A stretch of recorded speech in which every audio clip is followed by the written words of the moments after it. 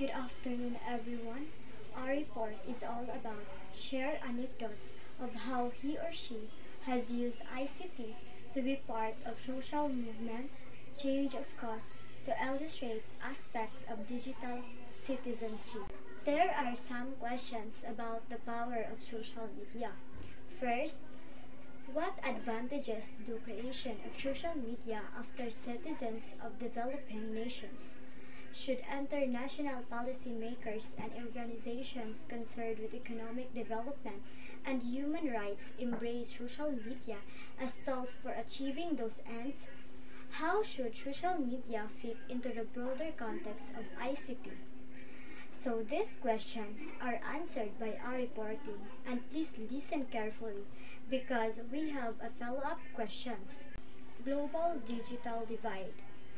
Describe the unequal distribution of information and communication technology across nations, commonly described as the gap between information hub and haves not. Ang global digital divide ay tumutukoy sa hindi pantay na distribusyon ng teknolohiyang pang-impormasyon at pang-komunikasyon sa iba't ibang bansa. Kadalasang inilalarawan bilang ang agwat sa pagitan ng may kakayahang maka-access ng impormasyon at ng walang kakayahang maka-access nito. Halimbawa, sa ilang komunidad dito sa Pilipinas, may mga lugar na walang sapat na access sa internet at modernong teknolohiya kumpara sa mga urbanisadong lugar tulad ng Metro Manila. The role of ICT in the recent history, EDSA, People Power Revolution. Ang papel ng ICT sa kamakailang kasaysayan ay napakahalaga tulad sa EDSA People Power Revolution noong 1986. Ang malaking protesta na naganap sa EDSA mula Pebrero 22 hanggang 25, 1986 ay kinasasangkutan ng 2 milyong Pilipino mula sa iba't ibang sektor. Cardinal Sin. Ang Cardinal Sin ay nag-udyok sa mga Pilipino na tumutulong sa pagtatapos ng rehimen ng dating Pangulong Ferdinand Marcos sa pamamagitan ng Radyo Veritas na tumulong sa pagbabago ng takbo ng kasaysayan. Halimbawa, ang paggamit ng Radyo Veritas bilang isang plataporma upang iparating ang mensahe ng pagbabago ay nagbibigay daan sa mas maraming mga Pilipino na makilahok sa People Power Revolution at mapalitan ang administrasyon ni Marcos. EDSA 2, also known as the 2001 EDSA Revolution, happened during January 17 to 21, 2001. It was fueled after two prosecutors of then President Joseph Estrada walked out of the impeachment trial.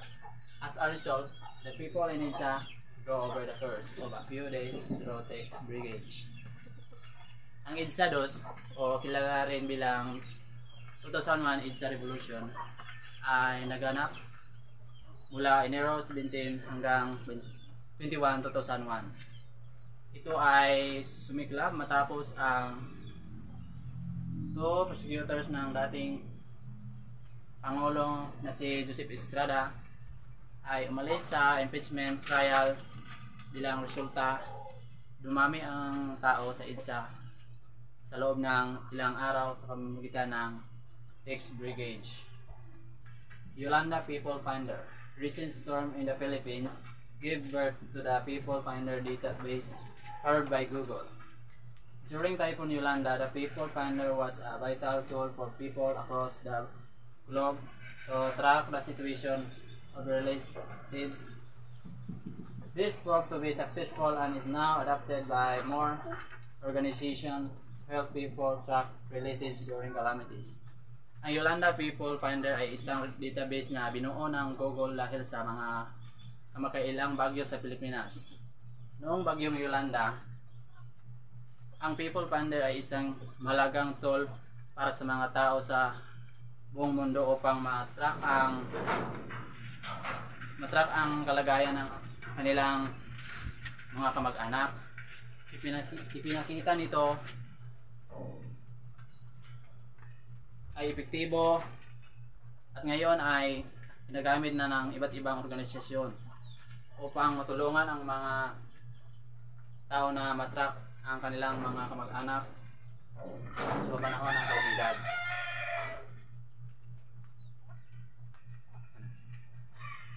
Ilang People March, a series of protests that mainly took place in Luneta Park from August 22.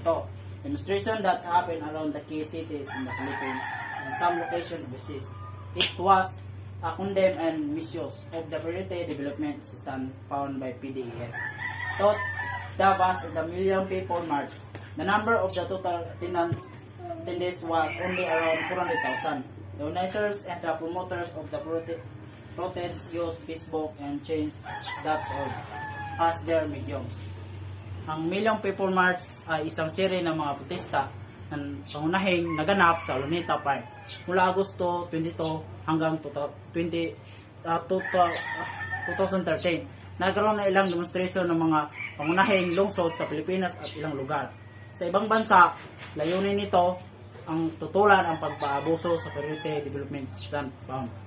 Halimbawa, ang Million People March ay nagsisimula bilang pagtutol sa korporasyon sa gobyerno noong Agosto 2013. Libo-libong taong nagtitipon sa Luneta Park upang ipahayag ang kanilang galit at pagkadismaya sa pag-abuso sa puno ng bayan. Ginagamit ang kanilang boses bilang isang paraan papahayag sa kanilang saloobin laban sa korporasyon. ICT as medium for advocacy. Ang ICT o Information and Communication Technology ay isang paraan ng pagpalaganap ng advocacy. Sa Change Original, maaaring lumikha ng petisyon ang sinumang membro ng online na komunidad at humingi ng suporta mula sa iba't ibang pumirma nito. Change Original, maaaring lumikha ng petisyon tungkol sa mga suliranin tulad ng ekonomiya, kalidad, at paglabag sa karapatang pantao, kawalan ng edukasyon, pag-abuso sa kalikasan, pag-abuso sa hayop. Ang misyon ng Change Original ay tulungan ang mga tao mula sa iba't ibang panig ng mundo na makamit ang pagbabago na kanilang ninanais. Digital Citizenship. Ang Digital Citizenship ay tumutukoy sa paggamit ng teknolohiya, information o IT upang makilahok sa lipunan, politika, at pamahalaan. Halimbawa ng digital citizenship, ang isang digital citizen ay isang individual na regular na gumagamit ng internet at magagamit nito ang mabisang para sa pakikilahok, lipunan at pamahalaan. Engage positively. First, igalang ang karapatan ng iba na makikilahok at magkaroon ng opinyon. Magtanong bago magtag ng ibang tao o mag-post ng mga larawan.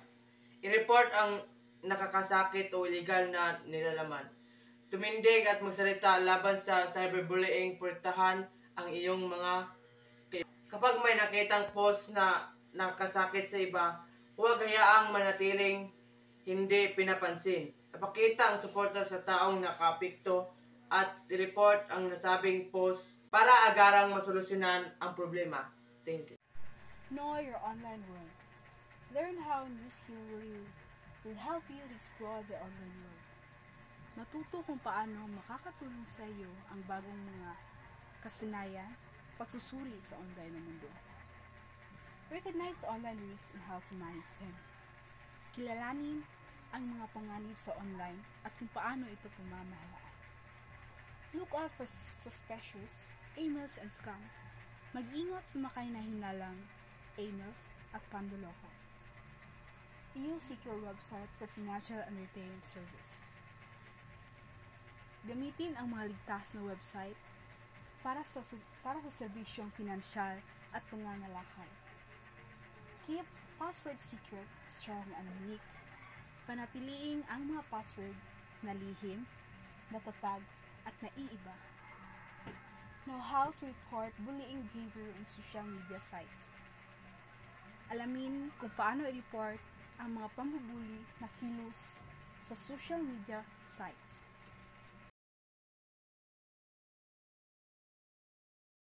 Number one is digital access.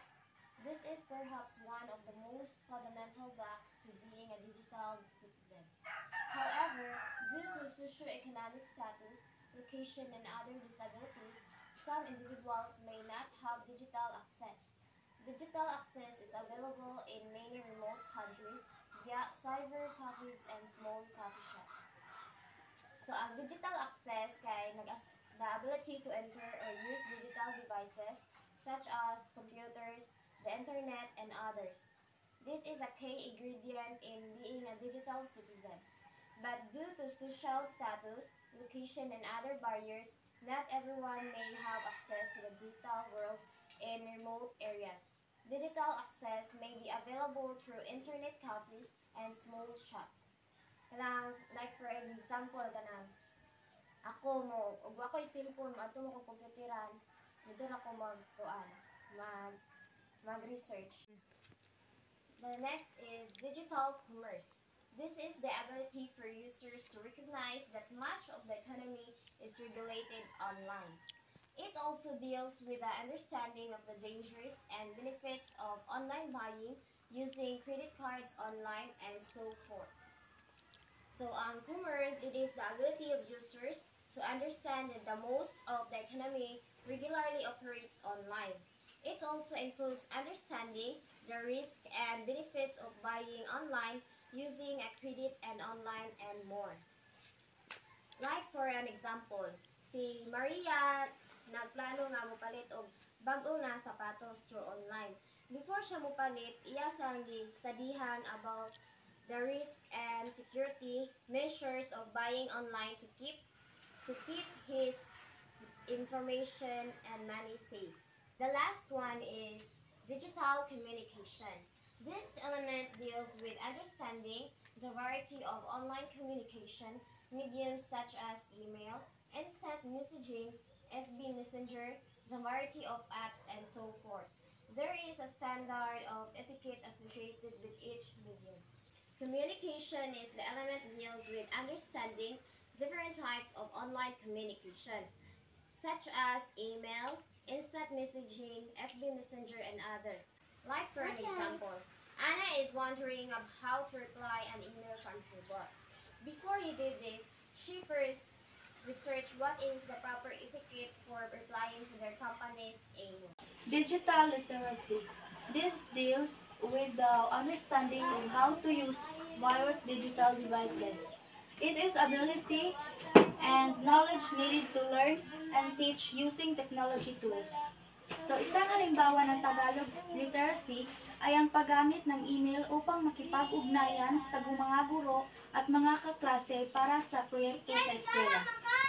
Sa pamamagitan ng paggamit ng email, ang estudyante ay maaaring magpadala ng kanilang mga gawain at makakuha ng feedback mula sa kanilang mga guro ng mabilis at maaasahan. Digital etiquette.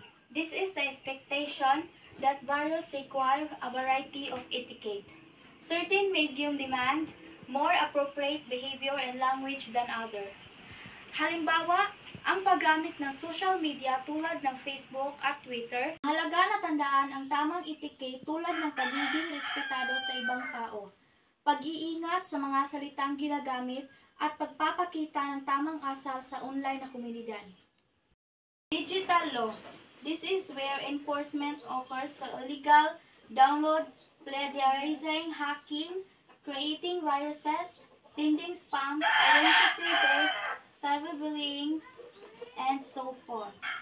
Halimbawa ng digital law ay kung ang isang tao ay mahuhuling nag-download ng mga kanta mula sa internet na walang pahintulot, maaaring ito ay maging basihan para sa mga legal na aksyon tulad ng multa o pagpaparusa ayon sa batas ng copyright. Digital health and wellness and digital security. So, digital rights and responsibilities.